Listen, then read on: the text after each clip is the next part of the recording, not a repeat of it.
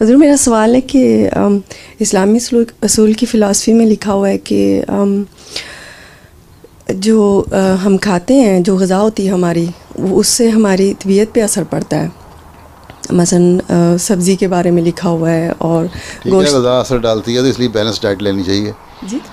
ठीक, ग़िज़ा असर डालती है, ठीक है, ये लिखा हुआ। फिर सवाल क्या है? सवाल ये है कि किस हद तक, मसलन वो मैंने मज़मून पढ़ा है लेकिन इतनी मुझे उसकी समझ नहीं आई कि मसलन किस हद तक वो तबीयत पे असर पड़ता है।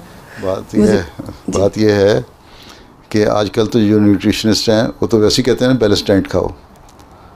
कभी कोई नहीं कहता कि आपको कि सिर्फ आप गोश्त के ऊपर ही गुजारा करते रहें, बीफ खाते रहें सिर्फ, या बकरे का गोश्त खाते रहें, चिकन ही खाते रहें, या फ़िश खाते रहें, या चावल खाना है तो चावल ही खाते रहें, या गंदम खानी है तो उसी को आटा रोटी पका पका खाती रहो बगैर किसी चीज़ के, या वेजिटेरियन हो तो सिर्फ वेजिटेबल्स ही खाओ, हैं? ठीक है, इसके हक़ में जो सपोर्ट करने वाले हैं वेजिटेबल्स को, वेजिटेरियन जो हैं वो अपने हक़ में दलीलें देते हैं, जो गोश्त खाने वाले अपने।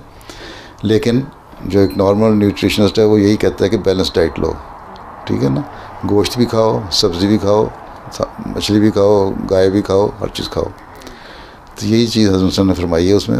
बुनियादी नुक्ता यही है कि बैलेंस डाइट रखो। एक तरह की डाइट होगी तो सिर्फ गोश्त खाने वाले सिर्फ खूनख्वार शेरी ना बन जाना कहीं, ये मिसाल दी हुई है आपने, या सिर्फ सब्ज़ियाँ खाने वाले बकरी ना बन जाना जो बुज़दिल होती है, ठीक है, ये मिसालें दी हुई हैं इस तरह। तो ये है, और ये बड़ी नेचुरल, मतलब बड़ी लॉजिकल बात है कि बैलेंस डाइट रखनी चाहिए। तो क्या इसमें मसला क्या है? आप पढ़ी क्या हुई हैं? जी मैं इकोनॉमिकल साइंस पढ़ रही हूँ। हाँ, इकोनॉमिकल साइंस। अच्छा, तो इकोनॉमिक्स का न्यूट्रिशन से कोई ताल्लुक नहीं, न्यूट्रिशन